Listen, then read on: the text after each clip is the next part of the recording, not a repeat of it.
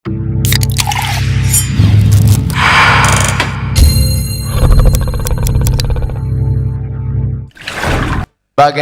hukum memanjangkan rambut? Wah, nyindir saya nih, rambut saya udah mulai panjang. Apakah boleh bertentangan dengan sunnah Nabi dari berbagai macam model rambut zaman sekarang? Nabi itu rambutnya panjang dari depan, panjang sampai ke belakang, sampai sini. Baru di sini digunting. Jadi yang menutup kulit kepala Nabi itu 3. Pertama, rambutnya, rambut dia sendiri menutup kulit kepalanya. Yang kedua, kolan suah, pecinya. Yang ketiga, imamah, sorbannya.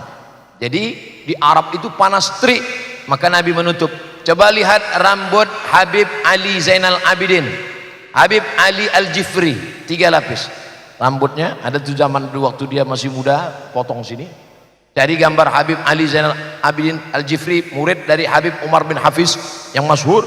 Itu ada gambar dia waktu masih muda, dipotong di sini rata. Baru rambut itu ditarik ke belakang, ditutup dengan kolan suah topi putih, baru ditutup dengan sorban. Ustaz kok nggak buat begitu? Saya kalau di kamar ada saya buat. Pakai kolan suah baru pakai sorban. Di sini saya buat panas.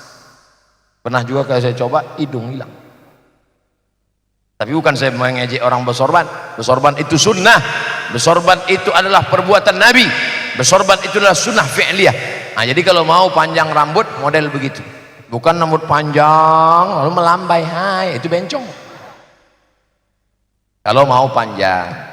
Sahkah sholat seseorang apabila bacaannya tidak terdengar dan hanya mulutnya saja yang bergerak? Sholat zuhur tak dengar.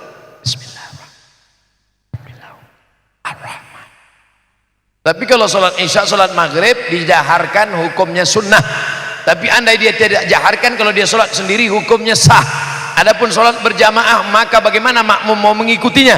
Adapun pada sholat zuhur, sholat asar, Nabi Muhammad sallallahu alaihi wasallam ditanya oleh tabi'in kepada Khabbab, ya Khabbab, sahabat Nabi namanya Khabbab ibnul Ars, ya Khabbab, ya Nabi itu kalau sholat mulutnya bergerak atau tidak? Kata Khabbab, Nabi itu kalau sholat mulutnya bergerak. Dari mana kau tahu mulutnya bergerak? Bittirabi lihyatih, karena aku lihat jenggotnya bergoyang. Ada orang sekarang sholat mulutnya nggak bergerak. Allahu Akbar. Sholat itu mulut bergerak. Allahu Akbar kabir. Mulut berkata, hati mengingat, connect antara mulut dan hati. Disitulah letak kekhusyuan. Ya Allah, berikan kami khusyuk dalam ibadah kami, ya Allah. Terima kasih Ustadz, kembali kasih brother. Sebagaimana kita maklum bahwa bulan Rabiul Awal adalah bulan Maulid Nabi besar Muhammad sallallahu alaihi wasallam. Dalam rangka menyambut dan memuliakan bulan ini, diadakan kegiatan maulid dengan berbagai istiadat daerah masing-masing, maklum memuliakan meneladani Rasulullah SAW. Namun pada saat yang sama ada kalangan tertentu mengklaim sebagai ahlus sunnah, mengatakan kegiatan semacam ini bid'ah, sesat dan menyimpang dari sunnah sallallahu alaihi wasallam. Saya tidak bisa jawab. Yang bisa menjawab ini adalah Al-Hafiz Ibnu Hajar Al-Asqalani. Hafalan hadisnya 300.000 hadis. Al-Hafiz yang membid'ahkan maulid, hafalan hadisnya 3. Itu pun kalau laptopnya hidup. Baca sanad hilang matan, baca matan hilang sanad, mati laptop hilang hadis. Dengar jawabannya baik-baik dari Al-Hafiz Ibnu Hajar Al-Asqalani, syarah Sahih Bukhari dia yang nulis. Nama kitabnya Fathul Bari, syarah Sahih Al-Bukhari. Beliau pula yang menulis kitab-kitab fikih, kitab-kitab Talkhis Al-Habir, ditulis oleh Imam Khatimatul Hufaz, penutup para hafiz. Ketika tanggal 10 Muharram, apakah bapak dan ibu di Tabalong kemarin puasa? Saya ulang sekali lagi, memang kalau udah terlalu lama dengar ceramah ini kurang konsentrasi karena kurang cairan, dehidrasi. Saya ulang sekali lagi, apakah ketika 10 Muharram bapak dan ibu di Tabalong kemarin puasa? Yang jawab puasa yang puasa aja. Kenapa berpuasa? Karena pada tanggal 10 Muharram Allah menyelamatkan Nabi Musa dan menenggelamkan Fir'aun. Betul? Allah menyelamatkan Nabi Musa itu tanggal 10 kemarin atau 3000 tahun yang lalu? 3000 tahun yang lalu, brother. Tapi kenapa diulang setiap tahun? 10 Muharram puasa, 10 Muharram puasa, 10 Muharram puasa. Itulah dalil boleh mengulangi maulid bertahun-tahun setiap bulan Rabiul Awal. Kenapa? Karena boleh mensyukuri nikmat yang sama pada tanggal yang sama diulangi bertahun-tahun. Itu yang jawab bukan Abdul Somad. Nanti kalau Abdul Somad yang jawab, apa itu Abdul Somad? Gak ada ilmunya, Ustaz ece-ece. Ini yang jawab Al-Hafiz Ibnu Hajar Al-Asqalani, dikutip oleh Al-Hafiz Jalaluddin Abdurrahman As-Suyuti, nama kitabnya Al-Hawi Lil Fatawi. Buka kitabnya. Boleh mengulang nikmat. Kalau nikmat selamatnya Musa, tenggelamnya Fir'aun boleh diulang tiap tahun, adakah nikmat yang lebih besar daripada itu? Ada. Nikmat apa? Nikmat lahirnya Sayyidina wa Maulana Muhammad sallallahu alaihi. Jelas? Perlu tambahan? Oke, kita tambah yang kedua. Ada seorang laki-laki namanya Abdul Uzza, bukan Abdul Somad. Abdul Uzza, nama Tuhannya Lata, Uzza, Manat, Hubal, Jibti, Taghut, Naham. Abdul Uzza, hamba Uzza. Namanya Abdul Uzza. Nama kerennya Abu Lahab. Makanya kalau kenalan sama orang tanya dua, what is your name? Abdul Somad. Nama keren Anton. Namanya Abdul Uzza. Nama kerennya dalam Quran Abu Lahab. Abu Lahab punya budak pembantu hamba sahaya, namanya Suwaibah. Siapa namanya? Suwaibah, pakai sa. Suwaibah. Dia pun panggil, Suwaibah, datang kemari, jaga adik ipar saya yang sedang hamil tua. Nanti kalau dia lahirkan anak, sampaikan berita kemari. Oke, tuan. Maka Suwaibah pun menjaga adik iparnya bernama Aminah yang sedang hamil tua. Begitu Aminah melahirkan anak, Suwaibah pun pulang. Good afternoon Mr. Abu Lahab. Selamat malam wahai Abu Lahab. Ya, ada apa? Keponakanmu sudah lahir. Laki-laki apa perempuan? Kalau perempuan, kubur hidup-hidup. Laki-laki, tuan. Saking senangnya Abu Lahab, apa kata Abu Lahab? Wahai Suwaibah, sejak malam ini engkau tidak lagi jadi budak, kau kuangkat menjadi manusia merdeka, bebas sebebas-bebasnya.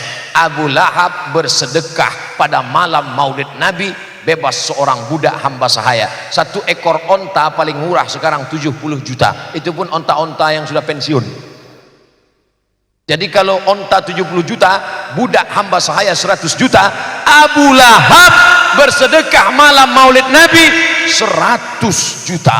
Kalau ada orang Tabalong sedekah sahur 100 juta maulid Nabi, itu baru selevel dengan Abu Lahab. Makanya untuk menyenangkan hati Rasulullah SAW, pas acara maulid kelahirannya, potongkan sapi, potongkan kambing, potongkan ayam, bagi manisan-manisan. Jangan lupa potongkan itik.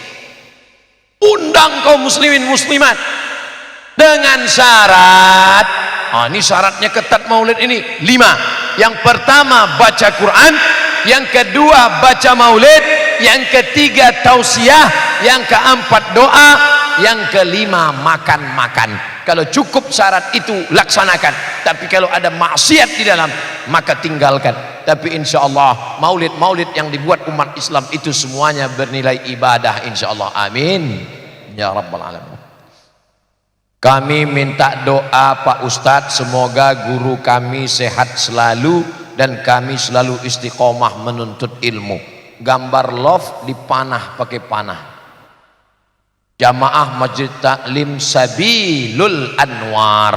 Sabil jalan, Anwar cahaya-cahaya. Sabilul Anwar jalan menuju cahaya-cahaya. Itulah yang selalu kita minta dalam doa tahajud. Allahumma ja'al fi qalbi nura wa fi sam'i nura wa fi basari nura wa an yamini nura wa an yasari nura wa min amami nura wa min khalfi nura wa min fawqi nura wa min tahti nura. Dan jalan untuk mencapai cahaya itu adalah ikuti pengajian Sabilul Anwar. Jangan lupa hadir setiap malam berikut ini. Dah potong, like and share. Assalamualaikum Ustaz Abdul Somad. Waalaikumsalam. Bagaimana seorang memuliakan ahli bait, mencintai mereka? An asila ila qarabati Rasulillah, menyambung silaturahim dengan ahli bait keluarga Rasulullah. Ahabu ilayya, lebih aku sukai, lebih aku cintai min an asila ila qarabati, daripada nyambung silaturahim dengan kerabatku sendiri. Itu yang ngomong gitu bukan Abdul Somad. Abdul Somad nggak pernah ngomong pakai ucapannya. Abdul Somad merasa dirinya lemah, dhaif, nggak punya apa-apa. Abdul Somad mengutip Sahih Bukhari, ucapan orang dijamin masuk surga. Abu Bakar Siddiq radhiyallahu an. Apa kata Abu Bakar? An asila ila qarabati Rasulillah, menyambung silaturahim dengan kerabat Rasulullah. Ahabu ilayya, lebih aku sukai daripada menyambung silaturahim dengan kerabatku sendiri. Malam ini Abdul Somad datang ke Tabalong pun ingin menyambung silaturahim dengan para habaib zuriat keturunan Rasulullah. Mudah-mudahan kita termasuk para ahbab, pencinta para habaib insyaallah. Amin. Muliakan mereka. Ada seorang sahabat Nabi, bukan sahabat UAS. Ada seorang sahabat Nabi namanya Zaid bin Sabit. Zaid bin Sabit berjumpa dengan Abdullah bin Abbas. Abdullah bin Abbas masih muda, Zaid bin Sabit sudah berumur. Zaid bin Sabit mencium tangan Abdullah bin Abbas. Abdullah bin Abbas heran, kenapa kau cium tanganku wahai Zaid? Apa kata Zaid? Karena engkau kerabat keluarga Rasulullah sallallahu alaihi wasallam. Maka saya bukan Habib, tapi saya min ahbab. Saya termasuk pencinta para habaib zuriat keturunan Rasulullah sallallahu alaihi wasallam. Innal Hasan, sesungguhnya Hasan, wal Husain sayyida syababi ahlil jannah. Mereka pemimpin pemuda penghuni surga. Anak-anak muda kita ini nanti akan masuk surga, pemimpinnya adalah Sayyidina Al-Hasan, Sayyidina Al-Husain. Amin. Mereka zuriat itu keturunan dari dua cabang. Saya kalau pergi umrah, umur panjang, sehat badan, setiap umrah pasti saya mampir ke rumah Habib Sayyid Ahmad bin Muhammad bin Alawi bin Abbas Al-Hasani Al-Maliki. Al-Hasani karena keturunan dari Sayyidina Al-Hasan. Habib Umar bin Hafiz keturunan dari Sayyidina Al-Husain. Maka ketika saya dapat kabar beliau datang ke Jakarta, saya pun datang berjumpa, bersilaturahim. Mudah-mudahan kita termasuk anak cucu kita, keturunan kita semuanya pencinta para habaib insyaallah. Amin ya rabbal alamin. Bagaimana pendapat Ustadz, dia bercadar tapi suka posting foto di sosmed? Perempuan bercadar suka posting tapi posenya tidak memancing, memberi nasihat, ramai-ramai, tidak membangkitkan gairah, kalimat-kalimatnya tidak membuat orang menjadi tertipu, tidak pula memancing untuk menimbulkan fitnah. Hukumnya al-aslu fil asya al-ibahah, boleh, mubah. Tapi kalau menimbulkan mudarat, darul mafasid muqaddam ala jalbil masalih, menolak mudarat lebih diutamakan daripada mengambil maslahat manfaat.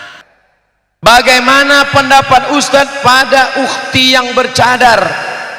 Bagus, jangan ejek perempuan yang bercadar. Hai ninja nih, kenapa ketika melihat perempuan bercadar engkau reseh? Kenapa ketika melihat perempuan bercadar engkau ejek? Kenapa ketika melihat perempuan bercadar engkau olok-olok? Tapi kalau melihat orang pakai rok pendek kau diam? Berarti otakmu didengkul. Oleh sebab itu bercadar ajaran Islam.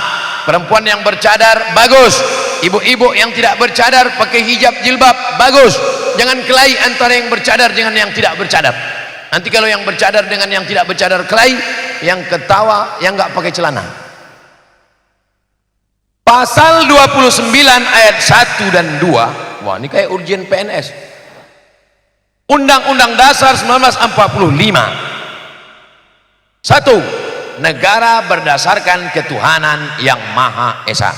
2. Negara menjamin kemerdekaan tiap-tiap penduduk untuk memeluk agamanya masing-masing, untuk beribadah menurut agama dan kepercayaannya. Ayat 1, ayat 2. Pertanyaan, apakah bisa dikatakan seseorang menjadi radikal atau radikalisme bila dia menjalankan ajaran agamanya secara utuh? Tidak, karena dijamin oleh Undang-Undang Dasar 1945 pasal 29 ayat 1 dan ayat 2. Ayat 2 coba jelas. Negara menjamin kemerdekaan tiap-tiap penduduk untuk memeluk agamanya masing-masing dan beribadah menurut agama dan kepercayaannya. Maka diisilah kemerdekaan ini, diisilah demokrasi ini, karena kita berdasarkan demokrasi, suara yang terbanyak, suara yang menang. Maka kalau ada saudara yang bisa bersuara di parlemen, anggota legislatif, voting 50 orang, lalu kemudian di sidang parlemen kita akan menerapkan pendidikan agama masuk ke SD, SMP dan SMA. Apakah anggota parlemen setuju? Setuju. Kira-kira bisa masuk apa tidak? Bisa. Maka pilihlah anggota parlemen yang berjiwa pendidikan, yang peduli pada agama, yang peduli kepada sesama. Maka apa yang ditanyakan ini bisa. Dulu apa kata pesan Presiden Soekarno? Kata Presiden Soekarno, kita bukan negara Islam, tapi nilai-nilai Islam bisa kita masukkan dalam parlemen, dalam undang-undang, dalam kalau kabupaten namanya perda, peraturan daerah. Peraturan daerah, anak orang Islam dari maghrib ke isya tidak boleh di warnet, tidak boleh main HP, tidak boleh main gadget, baca Quran. Perda, peraturan daerah Kabupaten Tabalong, berlaku untuk anak umat Islam. Setuju apa tak setuju? Bisa apa tak bisa? Bertentangan apa tidak bertentangan dengan Pancasila? Ini konstitusional, bukan radikal, diatur oleh undang-undang. Siapa bilang tidak bisa? Dan kita tidak paksa saudara kita yang tidak seakidah dengan kita. Lakum dinukum waliyadin. Anak-anak kita, kira-kira kalau anak-anak kita dari maghrib ke isya tidak main gadget, tidak main motor, tidak di warnet, ngaji di masjid, kira-kira tetangga sahabat kita yang beda agama dengan kita terganggu atau senang? Senang. Bahkan mereka terganggu di rumahnya kalau anak-anak kita ngebut, buat maksiat, buat dosa. Nauzubillah. Jadi sebenarnya kalau dijalankan agama ini rahmatan lil alamin. Itulah kaji kita pada malam hari ini, mudah-mudahan bermanfaat. Tadi saya sudah sampaikan dari 8:30, sekarang pukul 10:10. Masya Allah, tabarakallah, selama 100 menit kita berada di sini. Mudah-mudahan bernilai amal soleh di hadapan Allah.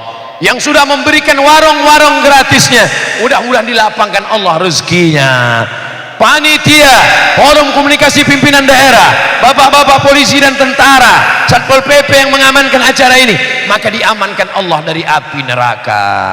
Anak-anak muda kita selamat dari narkoba, insya Allah, amin ya rabbal alamin. Pulang dengan tenang, jangan berdesak-desakan, buang sampah pada tempatnya. Saya sendiri sampah saya kantongi. Ustadz, itu kan pertanyaan kami. Tidak saya buang sembarangan, saya bawa, saya masukkan ke koper, saya bawa ke Pekanbaru, nanti baru saya bakar di Pekanbaru. Ibu saya mu'allaf Chinese, masuk Islam, menikah dengan bapak saya. Yang saya tanyakan, bagaimana kalau saya berdoa untuk kakek nenek saya yang bukan Islam, sampai apa tidak Pak Ustadz? Maka istighfaru Ibrahim li abihi illa am mau'idatin wa'adaha iyyah. Ibrahim berdoa untuk bapaknya Azar, nanti dalam keadaan kafir, lalu dimintakannya doa. itu illa am mau'idatin, karena janji saja, karena dulu dia berjanji, la illam tantahi wahai Ibrahim, kalau kau tak berhenti mendakwahi aku, menceramahi aku, la arjumannaka, ku lempar kau pakai batu, wahjurni maliya, pergi tinggalkan aku, pergi sana, pergi. Apa kata Ibrahim?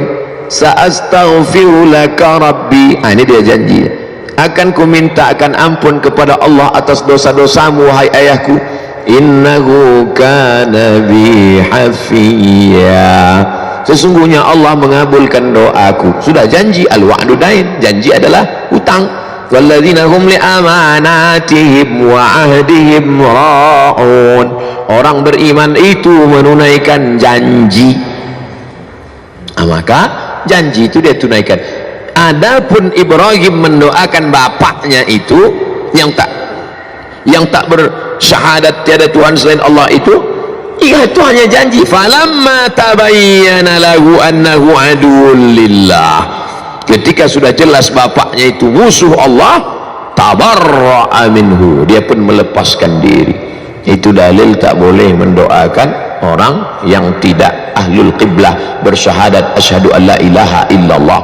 Lalu bagaimana kita mendoakan dia? Aku serahkan kepada engkau ya Allah, aku serahkan kepada engkau ya Allah, seperti Nabi Isa alaihissalam, in tu'azibhum fa innahum ibaduk, kalau kau azab mereka, mereka adalah hambamu. Oleh sebab itu maka kita tidak mendoakan, tak diajarkan mendoakan dalam Islam. Makanya salam pun tidak, la tabda'ul yahuda wan nasara bis salam, hadis sahih. Jangan kau mulai mengucapkan salam kepada Yahudi dan Nasrani. Tak boleh kita mengucapkan salam, assalamualaikum warahmatullahi, karena di dalam itu ada doa keselamatan untukmu, rahmat Allah untukmu, berkah Allah untukmu. Tak boleh. Pak Ustadz, bagaimana hukumnya apabila seseorang terlambat atau tinggal dalam sholat id? La ilaha illallah. Sholat id pun terlambat, parah kawannya.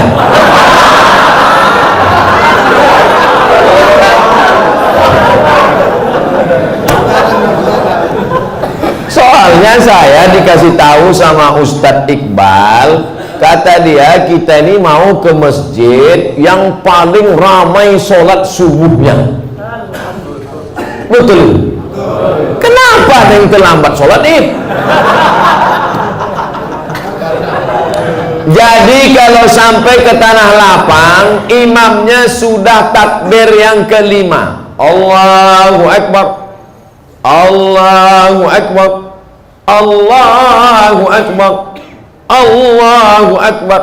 Apakah makmum yang masbuk tadi mesti mengulang takbirnya tadi? Tidak, karena takbir itu hukumnya sunnah, dia ikut aja berapa yang dapat. Bagaimana kalau dia datang imamnya sudah tasyahud akhir?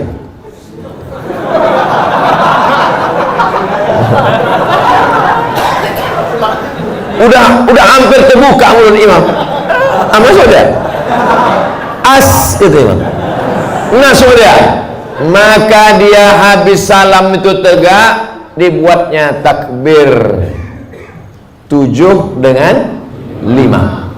Sendiri dia, sampai dia ke tanah lapang itu orang sudah habis. Macam mana dia mau sholat Pak Ustadz? Dicarinya tanah lapang lain yang belum sholat. Kau dengar-dengar di mana masih ada yang belum sholat, kau gaslah ke situ. Ternyata seluruh Medan sudah sholat. Maka dalam kitab Al-Um Indo Fikih, ditulis oleh Imam Muhammad Idris Asy-Syafi'i, meninggal tahun 204 Hijrah. Kata Imam Syafi'i dalam Al-Um, boleh sholat sendirian. Tapi mazhab Hambali tak setuju. Mazhab Syafi'i dalam kitab Al-Um boleh sholat sendirian bagi yang musafir. Kemarin ada yang WA saya, Ustaz, saya pulang kampung naik pesawat, apakah saya nanti sampainya sekitar jam sekian gak ada sholat id lagi? Sholat sendirian menurut pendapat mazhab Syafi'i.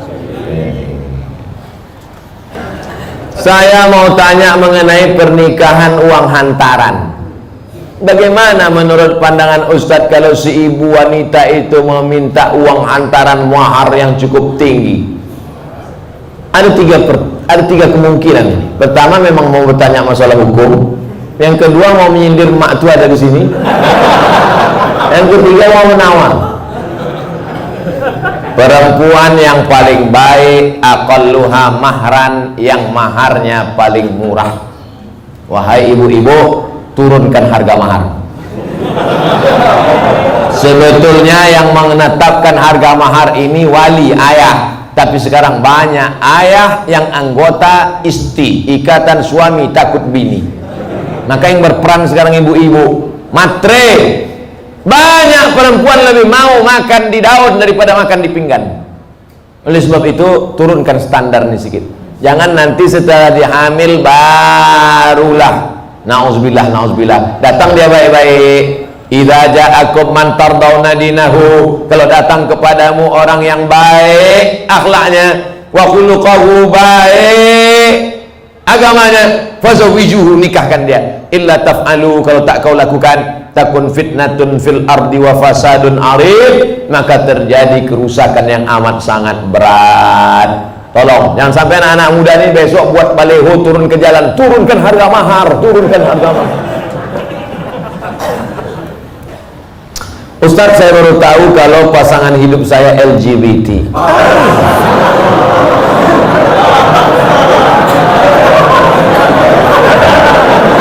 Apa yang harus saya lakukan Ustadz? Mempertahankan atau meninggalkannya?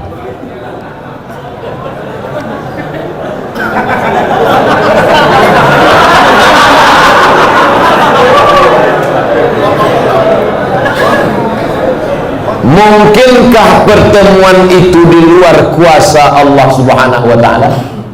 Tak mungkin. Maka harus dibaca, ada hikmah di balik ini. Hikmah pertama, sebenarnya Allah memilih engkau karena Allah sedang menguji engkau merubah si LGBT ini.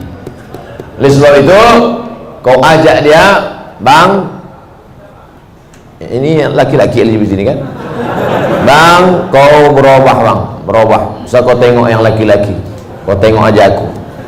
Ajak dia pengajian, bimbing dia ruqyah, bawa dia ke Ustadz Musdar Bustamam LC di ruqyah. Mana tahu dia diganggu jin bencong. Ada. Jangan bapak ibu sangka orang LGBT itu murni karena diri dia diganggu jin. Ada beberapa bencong waktu dibacakan ayat-ayat ruqyah keluar balik jantannya. Oh, apa gitu. Padahal sebelum itu apa? Sehat dia.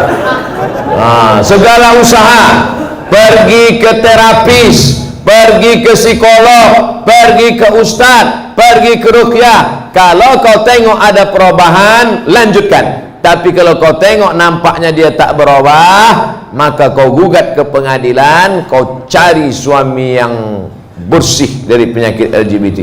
Tapi lakukan dulu langkah-langkah ini. Tapi kalau dia tak berubah juga, memang tak ada niat dia untuk berubah, memang dia mau bertahan di situ. Kau perempuan lemah, tak sanggup, la yukallifullahu nafsan illa wus'aha, maka kau gugat dia ke pengadilan. Saya gugat dia karena dia LGBT. Tengok sama Pak Hakim, kenapa kau gugat dia? Dia LGBT. Betul kau LGBT? Iya, kata dia. Mudah-mudahan Allah menyelamatkan anak cucu cicit kita dari LGBT. Penyakit LGBT ditulis dalam Al-Quran. Innakum la ta'tuna ar-rijala syahwatan min dunin nisa. Kalian mendatangi laki-laki bersahwat tak mau pada perempuan. Hukumannya ditulis dalam Quran. Ja'alna 'aliyaha safilaha. Kami jadikan yang bawah naik ke atas, yang atas bawah turun ke bawah. Amtarna alaihim bihijaratin min sijilin mandun. Kami hujani mereka dengan batu dari api neraka. Tak ada azab-azab yang hebat itu sampai ditulis dalam Quran, menunjukkan begitu hebatnya dosa LGBT. Di dunia kena penyakit HIV AIDS. Ada pengakuan seorang dokter ketika diperiksa, macam-macam penyakit yang tak terlintas di pikiran. Orang kena LGBT ini berbisul otaknya. Orang bisul di lutut, dia di otak. Oleh sebab itu LGBT tobatlah kalian, tobat. Bertambah lagi musuh. Mengamuk pula besok LGBT. Bantailah situ. Apa lagi dipikirkan? Awak pun akan mati juga. Diam pun mati, bercakap pun mati. Bagus mati bercakap daripada mati diam. Ustaz, saya mau tanya, mana yang diutamakan, suami apa istri? Mana yang diutamakan, suami antara istri atau saudaranya? Soalnya suami saya selalu ini ada kewajiban, hai laki-laki, kalian punya 5 kewajiban pada perempuan. Pertama, kasih dia makan. Pagi lontong sayur, siang capcay, malam tahu saya bahasa. Pertama, kasih dia makan. Yang kedua, kasih dia pakaian. Karena sekarang banyak laki-laki yang tak mengasihi bininya pakaian. Kalian tengoklah di mall-mall tuh, kain belum berjahit dipakai, celana kuyak dipakai. Yang ketiga, kasih dia tempat tinggal yang layak. Yang keempat, kasih dia pendidikan. Aslinya kalian laki-laki yang mendidik istri kalian, dek, ini namanya idgham, ini namanya qalqalah, ini namanya ikhfa, ini namanya. Aslinya laki-laki yang mendidik istrinya, tapi karena tak sanggup maka diajarkan kepada guru mengaji. Makan, pakaian, tempat tinggal, pendidikan, perhatian. Banyak perempuan sekarang pakai tumit sepatu 15 cm. Itu perempuan yang perlu perhatian, tak diperhatikan dia. Itulah ingin diperhatikan orang. Dipakainya tumit sepatu 15 cm. Dia yang makai, kita yang takut. Nengok dia, jatuh. Kalau sudah kau kasih 5 kewajiban, maka gugurlah kewajiban engkau di hadapan Allah Subhanahu wa ta'ala. Itu standarnya. Lebih dari yang 5 itu berarti engkau sudah adil. Gimana laki-laki? Siap memberikan yang 5 tadi? Dah, soleh-soleh semua itu insyaAllah. Kalau adakah dalil yang menjelaskan tentang tahlilan? La ilaha illallah, la ilaha illallah, la ilaha illallah. Itu artinya tahlil. Tasbih, subhanallah. Tahmid, alhamdulillah. Takbir, Allahu akbar. Tahlil, la ilaha illallah. Man halala, siapa yang mengucapkan tahlil, summa ahda sawabahu ilal mayyit, kemudian tahlil itu dihadiahkannya kepada si mayit, orang mati, yantafi'u bihi, pahalanya sampai dan orang mati itu dapat manfaat. Begitu kata Imam Ibnu Taimiyah dalam kitab Majmu' Fatwa Ibnu Taimiyah. Kenapa Ustaz pilih pendapat Ibnu Taimiyah? Karena yang banyak melarang-melarang nih sekarang anak-anak buahnya Ibnu Taimiyah. Paham? Padahal Imam Ibnu Taimiyah dalam Majmu' Fatawa mengatakan siapa yang mengucapkan tahlil dihadiahkannya pahalanya pada yang meninggal sampai. Kalau dimasakkannya bubur kacang hijau, kenapa Ustaz tiba-tiba ingat bubur kacang hijau? Oke, bubur jagung kalau gitu. Lalu kemudian dihadiahkannya pahalanya untuk almarhum. Sampai apa tak sampai? Sampai. Mana dalilnya? Mana? Kata Sa'ad, ummi matat, makku mati. Afa atasaddaqu anha, kalau aku bersedekah pahalanya sampai tak untuk emakku? Kata Nabi, tasaddaq, sampai. Sedekah enggak? Sedekah. Ayu sadaqatu afdal, apa sedekah yang paling afdal? Kata Nabi, saqyul ma', sedekah yang paling afdal mengasih air minum. Kalau air minum saja sampai, apalagi gulai bau. Artinya sedekah sampai, sedekah sampai, tahlil sampai. Apa lagi? Bacaan Quran. Yasin wal Qur'anil Hakim, innaka laminal mursalin. Sampai apa tak sampai bacaan Quran pada orang meninggal dunia? Sampai. Bacaan Quran untuk orang meninggal dunia sampai. Mana dalilnya? Ketika Nabi SAW melewati suatu makam, diambilnya pelepah korma, ditusukkannya ke makam itu. la'allallaha an yukhaffifa 'adzabahuma ma lam yaybasa. Tasbih pelepah korma sampai pada orang yang meninggal. Apa komentar Imam Nawawi dalam kitab Majmu', dalam kitab Al-Minhaj Syarah Sahih Muslim Ibn Al-Ajjaj? Kalau tasbih pelepah korma saja sampai, apalagi bacaan Quran orang yang beriman. Buka kitab Ar-Ruh punya Imam Ibnu Qayyim Al-Jauziyah, murid Imam Ibnu Taimiyah, punya murid namanya Ibnu Qayyim Al-Jauziyah, punya kitab namanya Ar-Ruh. Diriwayatkan sampai kepada Imam Ahmad bin Ambal lewat di suatu makam, ada orang membaca Al-Quran, Imam Ahmad bin Ambal melarang, tapi orang itu menyebutkan riwayat hadis, ternyata perawinya thiqah, bahwa Nabi punya sahabat namanya Abdullah bin Umar, anak Umar bin Khattab, berpesan, kalau aku mati nanti, bacakan di atas kuburku, pada bagian kepalaku pangkal Al-Baqarah, pada bagian kakiku ujung Al-Baqarah. Itulah dalil bacaan Quran sampai untuk orang yang sedekah sampai, tahlil sampai, baca Quran sampai. Sudah saya sebutkan dalil-dalilnya. Tak juga percaya, saya tak bisa menjawab. Habis. Saya cuma bisa minta nama lengkap supaya nanti kalau mati saya kirim. Kalau tak sampai, cepat-cepat kasih kabar.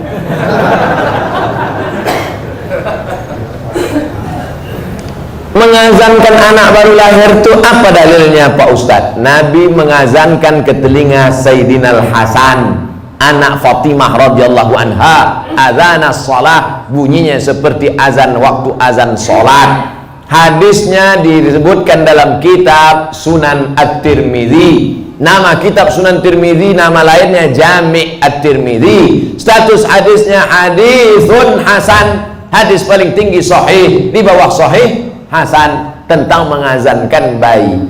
Anak saya mengazankan, Allahu Akbar, Allahu Akbar, tapi tidak kuat macam itu. Terkejutlah dia. Nah, makanya bapak ibu yang hamil sekarang istrinya, nanti bapak azankan. Tapi yang anak sudah lahir tak usah azankan lagi. Ini anak udah semester 2. Balik dari sini, saya sebentar. Allahu Akbar. Penyayang ini.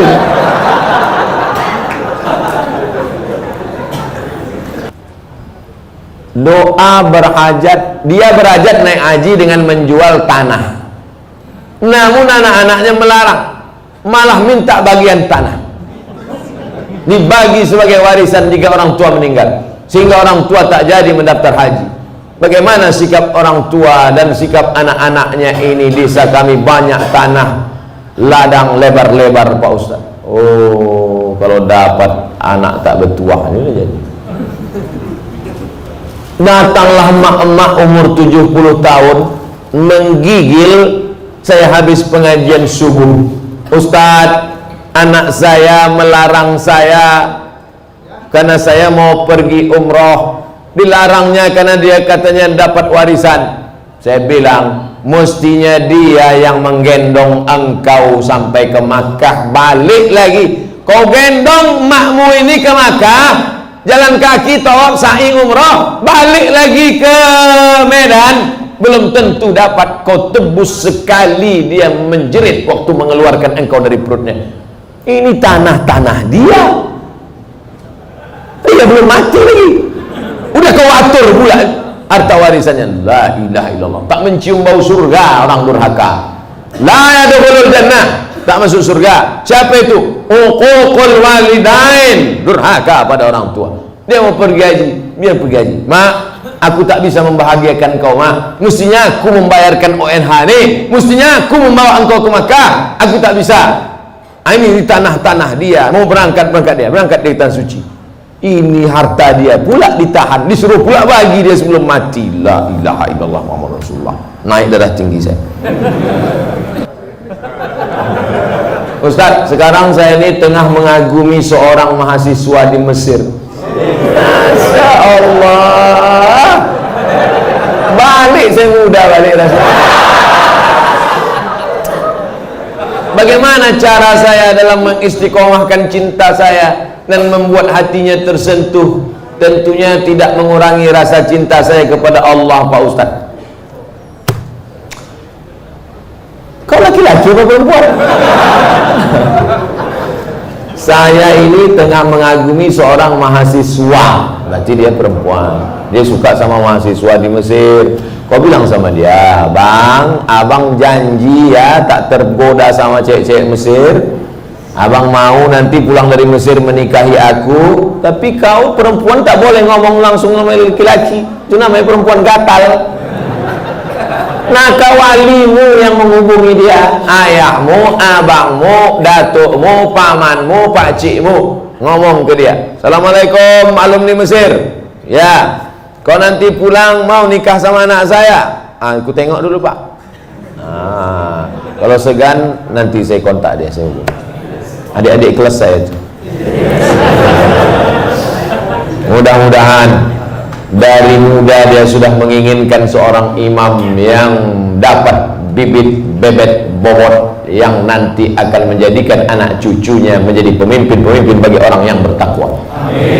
Ja'alna lil muttaqina imama.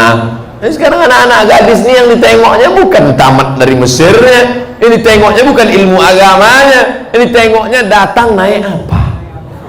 Kalau ditengoknya naik Grab, enggak ada.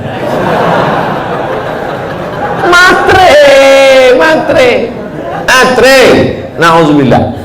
Bersyukur Bapak Ibu, anak-anak gadisnya mau memilih imam, qori, alumni Al-Azhar. Selamat malam Ustaz.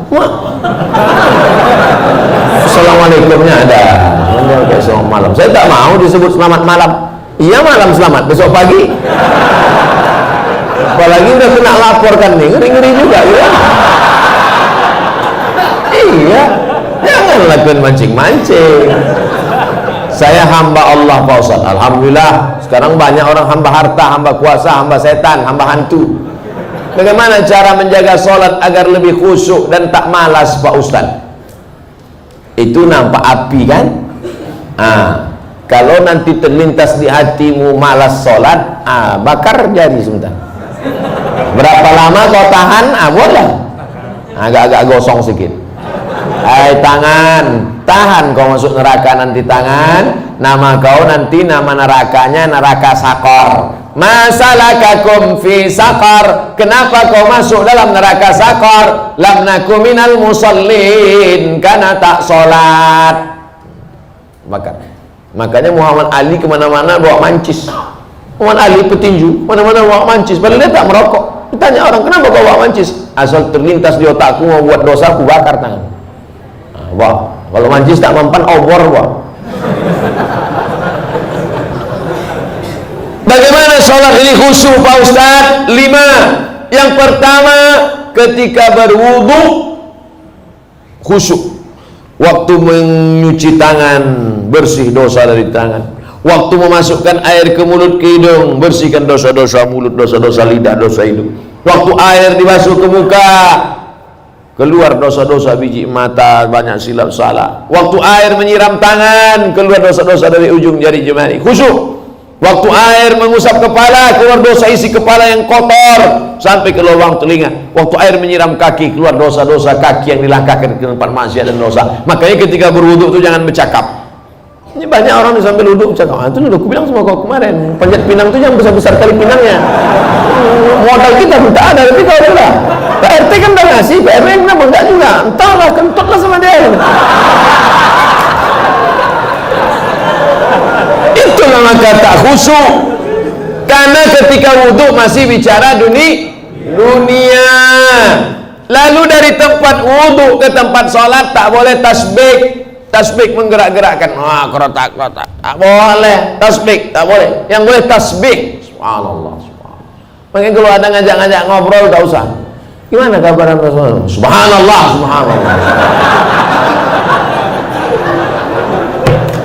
Tiga, ada terdengar azan, jawab hayya 'alas shalah. La haula wala quwwata. Jangan bicara waktu azan. Siapa yang bicara ketika azan dikumandangkan, matinya mati su'ul khatimah. Begitu kata Syekh Imam Nawawi, Syekh Jalaluddin Abdurrahman As-Suyuti. Hati-hati. Lalu kemudian yang keempat, membaca bukan mutalaah. Mutalaah mulut tak bergerak. Waktu sholat itu membaca Allahu Akbar kabira walhamdulillahi katsira. Baca. Ini banyak orang sholat mulutnya diam.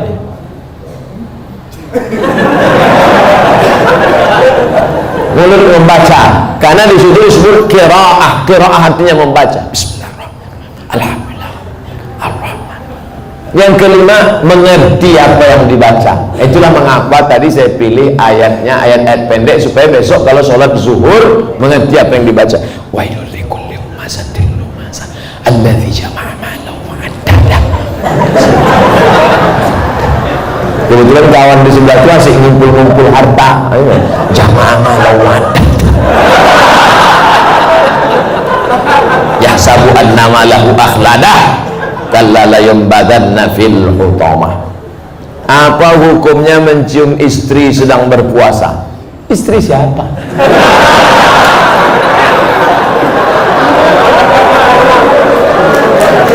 Kalau istri engkau yang kau cium maka tak batal. Dalilnya Nabi mencium Aisyah. Tapi kalau dia ihtiyat, hati-hati, takut dia tak bisa mengendalikan hawa nafsunya seperti Nabi Muhammad SAW, maka dia ihtiyat, dijaganya.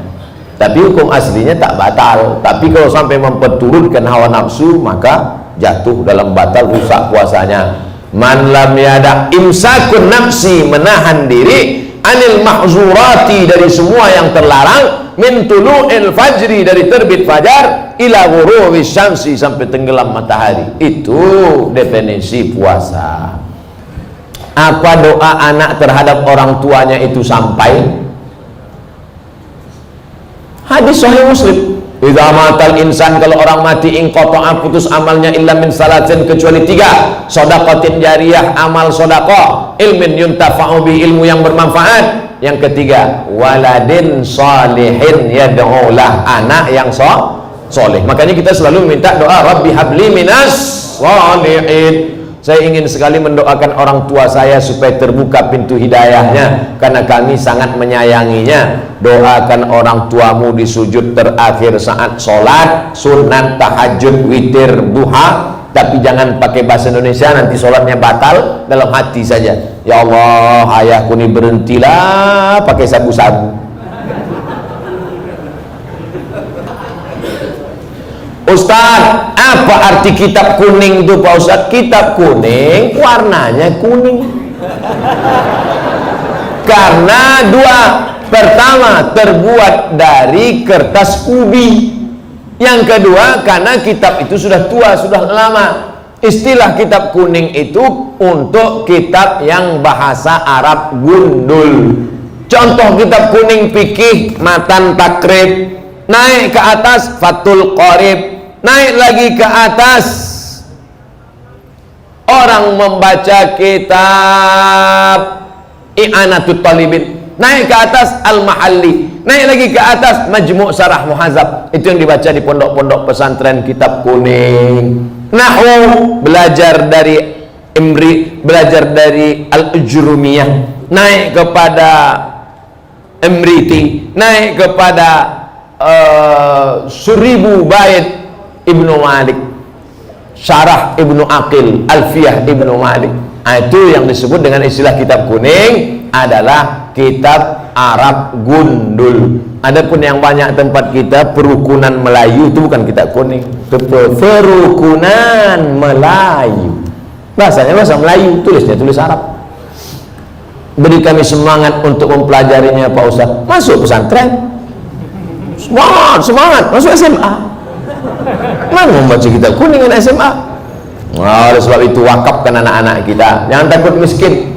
Ini banyak orang tua, anak ibu di mana? SMA. Kenapa tak masukkan pesantren? Nanti makan apa? La ilaha illallah Rasulullah. Kisah nyata, true story. Mau mendengarnya? Tak mau pun saya ceritakan juga. menumpanglah dia di rumah makciknya. Susah numpang di rumah makcik. Sekolah pesantren, apa kata makciknya? Ngapailah kau sekolah pesantren, nanti kau makan apa? Tengok abang-abang kau, itu SH, itu insinyur, itu dokter. Malang tak dapat ditolak, untung tak dapat diraih. Hari berganti musim berubah. Apa yang terjadi? Sekarang makcik di hari tua menumpang di rumah keponakan yang sekolah agama tadi, karena dia punya pondok pesantren dengan santri. Sekarang keponakan itu yang bisa ditumpang. Adapun yang dibangga-banggakan tadi, satu pun tak bisa ditumpang. Dunia tak dapat, akhirat melayang. Saya tak melarang anak-anak jadi insinyur, silakan. Mau jadi SHMH pengacara, silakan. Tapi tetap basic pendidikan agama. Kalaupun dia jadi dokter, biarkan dia jadi dokter. Nanti dia akan jadi teman saya, partner. Kami akan berdakwah ke pedalaman. Abdul Somad ceramah, dia khitan masal. Tabligh akbar bersama dokter muslim. Khitan gratis. Daftarkan anak dan suami Anda. Dan suami yang mualaf baru masuk Islam. Takkan mungkin saya motong pakai kampak satu-satu. Pengacara bagus, tanah yang diambil korporat perusahaan asing, siapa yang membela? Mahal menyewa pengacara. Datang pengacara gratis dari Ikatan Sarjana Pengacara Muslim. Nah, ini penting. Pendidikan agama, sanawiyah, aliyah, pondok pesantren. Adapun nanti kuliahnya silakan. Fakultas hukum silakan, kedokteran silakan, arsitektur silakan. Mudah-mudahan anak-anak kita semuanya selamat akidah Ahlus Sunnah wal Jamaah. Kemudian jodoh itu seperti apa Pak Ustadz? Apa orang yang sudah menikah terus meninggal terus menikah lagi, apakah itu berarti jodohnya juga Pak Ustadz? Karena berjumpa orang berjodoh atau karena jodoh dia berjumpa? Memang jam-jam setengah 11 nih payah nangkap memang. Karena ada jodoh baru berjumpa atau karena berjumpa itu orang berjodoh? Karena ada jodoh lah maka berjumpa. Kalau tak ada jodoh sampai mati tak akan berjumpa. Kok Ustaz tahu? Saya pernah ngalami. Saya Dewan Juri Musabaqah Tilawatil Quran tingkat Provinsi Riau. Dan pikir Ustaz alang-alang.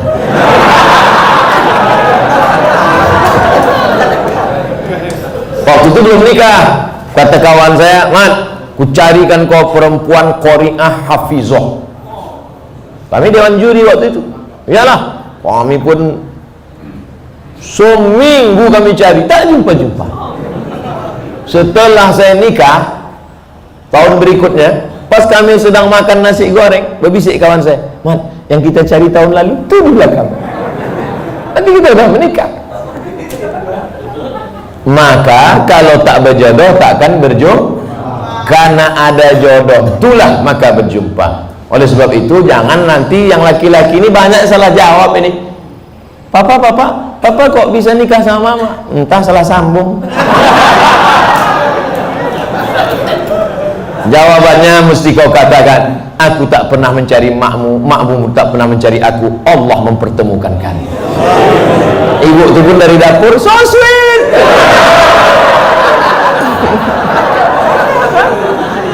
Karena jodoh lah kalian jumpa. Ustaz mohon pencerahan permasalahan saya ini. Beberapa bulan yang lalu saya keguguran, usia kandungan 3 bulan 10 hari. Tapi ada yang berkata kepada saya bahwasanya saya terkena azab. Mohon jawabannya Pak Ustaz agar tidak mengganjal di hati saya. Semoga Pak Ustaz selalu dalam lindungan Allah Subhanahu wa taala. Amin ya rabbal alamin.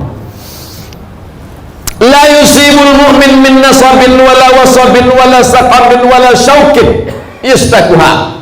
Susah hati, gundah gulana, musibah, duri menusuk tapak kaki, illa kaffarallahu anhu biha sayi'atu. Sesungguhnya Allah ingin menghapuskan dosa-dosamu. Bu, janinmu gugur 3 bulan 10 hari, kau bukan kena azab. Allah ingin membersihkan engkau dari dosa-dosamu. Bu, jangan kau dengarkan cakap orang. Di dunia ini kalau dengar cakap orang makin pusing kepala kita. yang terkena musibah itu tiga.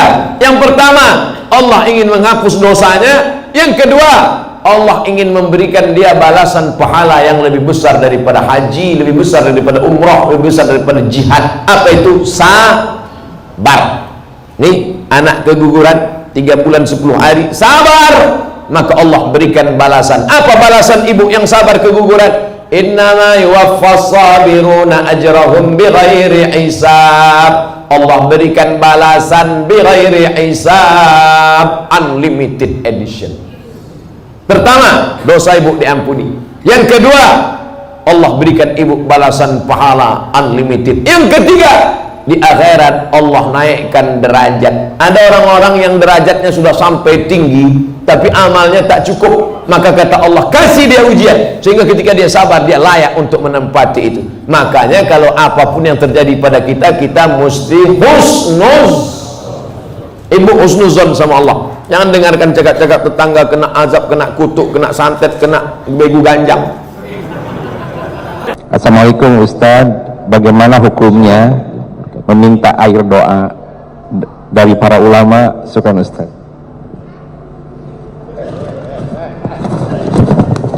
Sahabat Nabi ada bernama Abdullah ibnu Abbas radhiyallahu anhu. Dialah yang didoakan Nabi, Allahumma faqihhum fid din, dalamkan ilmu agamanya, wa 'allimhu ta'wil, ajarkan dia ta'wil Al-Qur'an. Apa kata Abdullah bin Abbas? Boleh hukumnya membacakan ayat kepada ayat-ayat dibacakan ke air, lalu air itu dipakaikan untuk diminumkan pada perempuan yang susah melahirkan anak atau dimandikan. Saya tulis dalam buku 37 masalah populer. Dalam masalah bid'ah, apakah bid'ah membacakan doa dan ayat kepada air? Tidak, karena itu amal sahabat. Bahkan ada seorang sahabat ketika musafir ketemu dengan orang di kampung itu gila, lalu minta doa, maka dibacanya Al-Fatihah berulang kali dan air liur dia tahan sampai banyak. Setelah itu dia ludahkan, sehat. Nah, nanti kalau ketemu orang gila, tahan Al-Fatihah banyak-banyak, udah kan. Jadi dalil hadis ada, dalil fatwa sahabat ada tentang membacakan ayat-ayat untuk air. Bismillahirrahmanirrahim. Allahu la ilaha illal qayyum la ta'khudhuhu sinatun wa la naum. Dan ternyata ayat yang dibacakan kepada air itu ternyata hidup. Dan setelah diteliti, yang menelitinya bukan orang kita, justru orang Jepang. Molekul cahaya dilihat dengan super mikroskop super besar, memperlihatkan ayat-ayat dibacakan, doa-doa ke air memberikan efek yang luar biasa. Makanya bacakanlah ayat. Hanya saja ayat yang sudah dibacakan ke air, airnya tidak boleh dipakai cebok, minum habis atau disiramkan ke bunga. Wallahu a'lam bishawab. Allah, kata seorang sahabat, bolehkah aku menjadikan doa-doaku itu seperempatnya salawat? Kata Nabi, baik. Kalau lebih daripada itu, baik. Bolehkah aku jadikan setengah dari doa-doaku itu salawat? Kata Nabi, baik. Kalau lebih banyak daripada itu, lebih baik. Bolehkah aku jadikan semua doa-doaku itu isinya salawat? Maka Allah menghapuskan dosa-dosamu dan mengangkat derajatmu. Jadi salawat makin banyak makin baik. Inna salatakum aktsiru as-salata alayya. Perbanyak salawat padaku, khusus pada hari Jumat. Kamis banyak, Rabu banyak, tapi pada hari Jumat lebih banyak. Inna salatakum ma'rudatun alayya. Salawat kalian dibawa dari tempat kalian membaca itu ke makam Nabi di Masjid Nabawi. Sahabat itu, jangan bayangkan sahabat itu tidak rasionalis. Apa kata sahabat? Kaifa salatuna ma'rudatun alaika wa qad arimta. Bagaimana mungkin salawat kami dibawa kepadamu sedangkan engkau sudah mati dimakan cacing tanah, sudah hancur berkeping? Apa jawab Nabi? Innallaha harramal arda ajsadal anbiya. Allah mengharamkan tanah memakan jasad para nabi. Oleh sebab itu silakan perbanyak salawat tanpa henti. Ada yang membuat target, saya hari ini salawat 1000 kali, bagus, tapi yang tahu kita sendiri dengan Allah. Jangan nanti setelah 1000 tulis, alhamdulillah sudah 1000 hari ini. Allahu Akbar.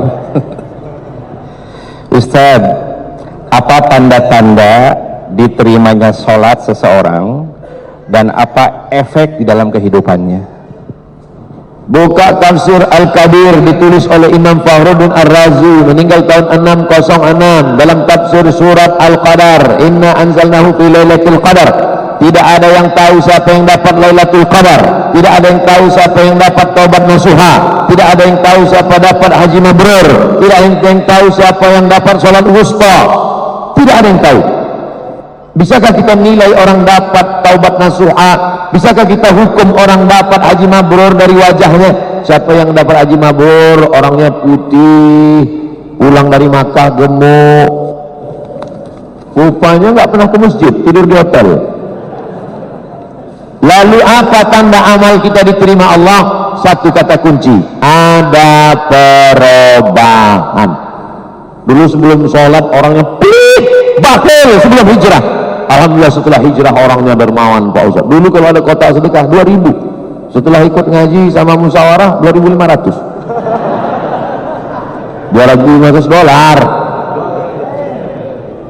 Ada perubahan. Itu Pak Haji dulu Pak Ustaz, sebelum berangkat haji pakai celana pendek, pulang haji nggak pakai celana sama sekali, pakai jubah. Wallahu a'lam. Assalamualaikum Ustaz, sejenak agak nyebrang mewakili anak muda milenial. Gimana hukumnya Ustaz tidak berpacaran tapi saling berkomitmen satu sama lain? Jangan terjebak pada bahasa. Ini banyak orang main-main bahasa. Assalamualaikum, bunyinya mirip dengan assalamualaikum. Ternyata assalamualaikum, peace be upon you. Tapi kalau assalamualaikum, matilah kau. Yang suka main-main bahasa ini Yahudi.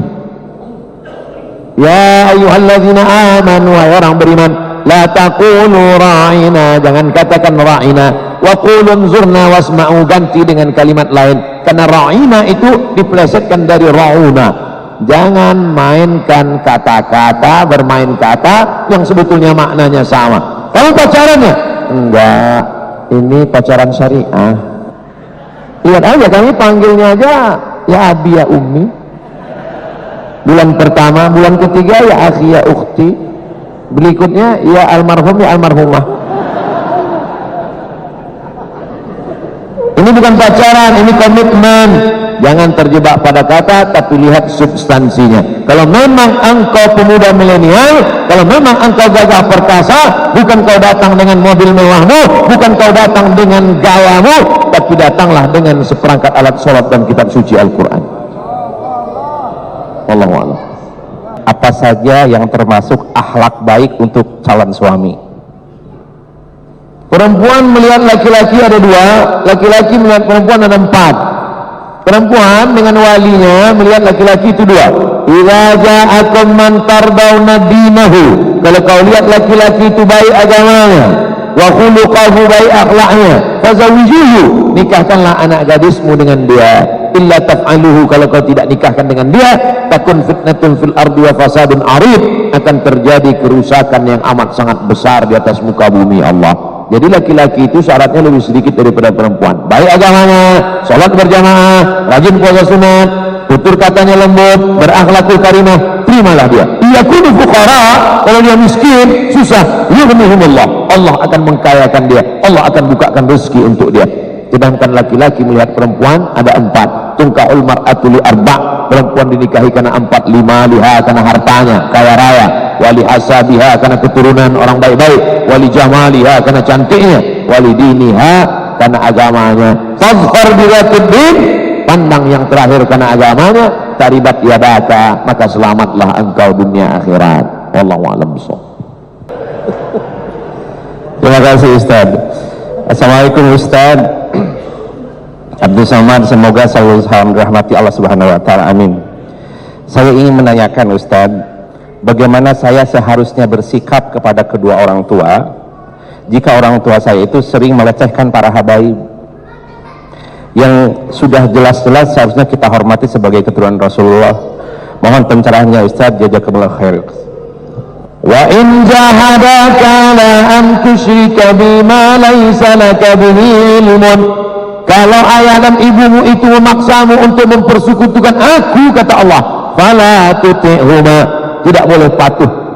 Jangankan untuk mengejek, mengecam para habaib keturunan Nabi, kalau orang tuamu itu mengajakmu untuk mempersekutukan aku, kata Allah, fala tuti'huma, jangan patuhi mereka. La ta'ata li makhluqin fi ma'siyatil khaliq, tidak boleh taat kepada makhluk kalau menyebabkan maksiat kepada Khalik. Tapi ayatnya belum titik, masih koma. Baca ujungnya, wa sahibhuma fid dunya ma'rufa, tetaplah bergaul dengan mereka dengan baik.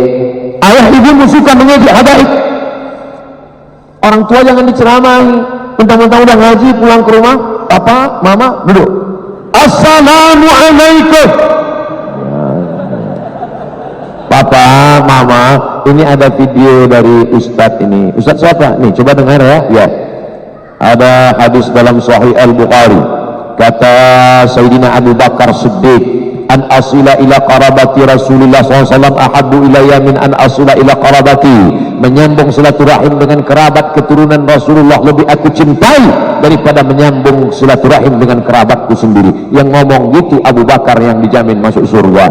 Lebih cinta. Habaib diambil dari kata hub, cinta. Habib, orang yang kita cinta. Kenapa cinta kepada dia? Karena cinta kepada kakek buyutnya Nabi Muhammad sallallahu alaihi wasallam.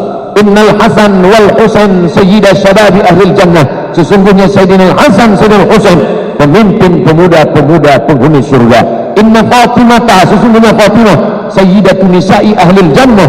Mereka adalah pemimpin perempuan penghuni surga. Menikahlah Sayyidatuna Fatimah dengan Sayyidina Ali, lahirlah anak laki-laki Sayyidina Al-Husain. Husain punya anak laki-laki Ali Zainal Abidin. Ali Zainal Abidin punya anak laki-laki namanya Muhammad Al-Baqir. Muhammad Al-Baqir punya anak laki-laki namanya Ja'far Shadiq.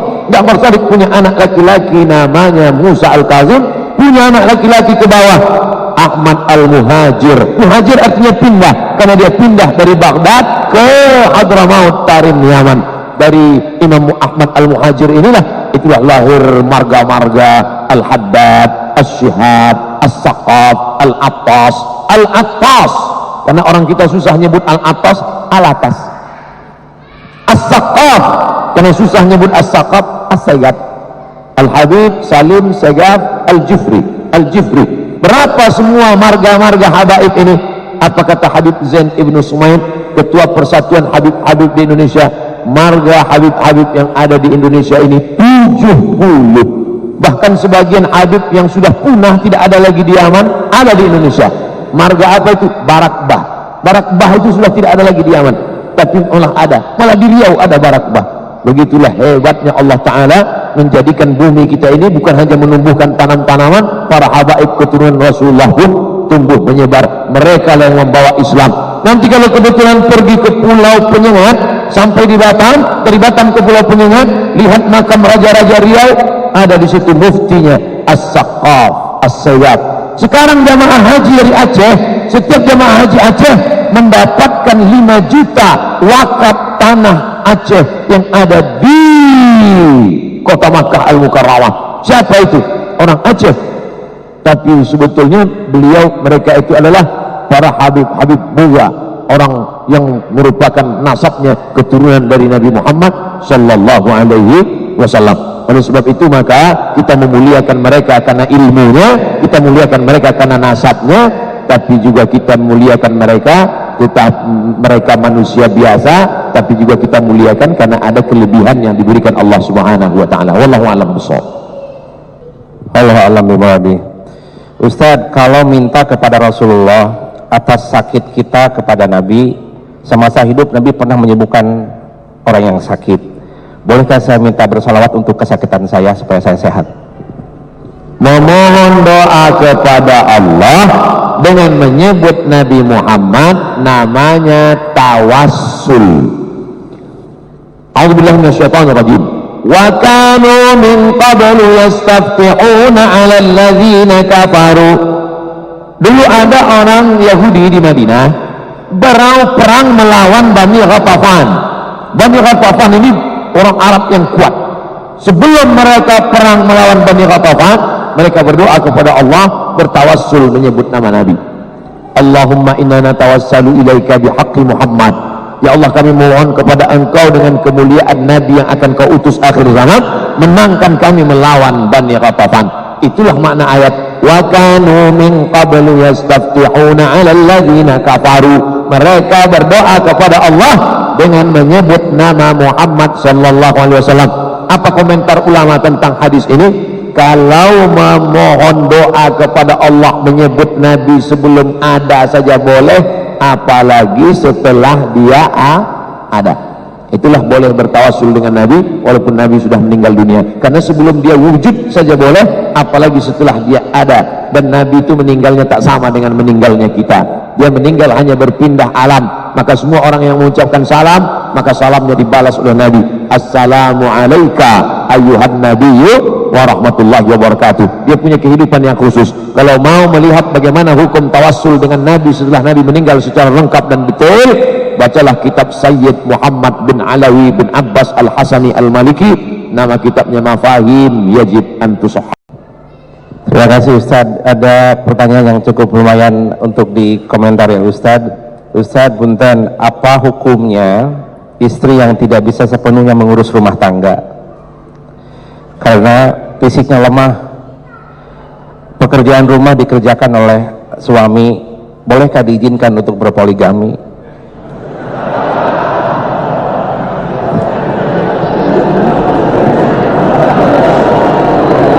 Ini pertanyaan radikal.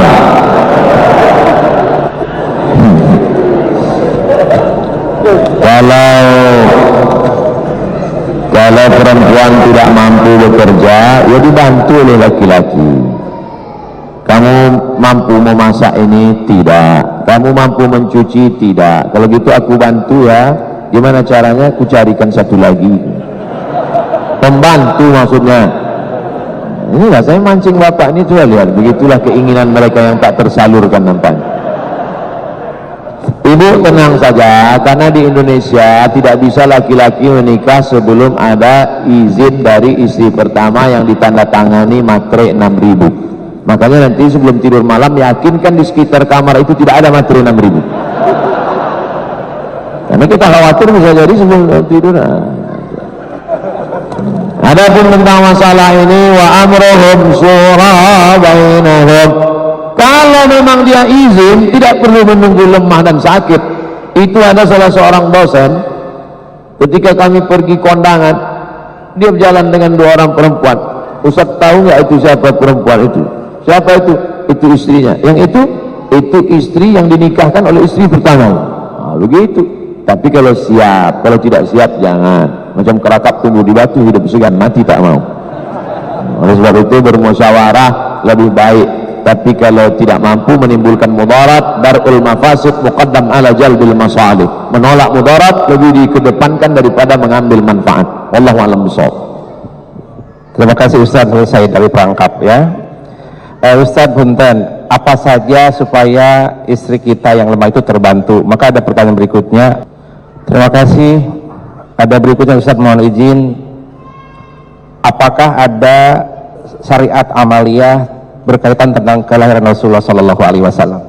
Syariat amaliyah, apakah yang diamalkan ketika kelahiran Nabi berkaitan tentang syariat Islam?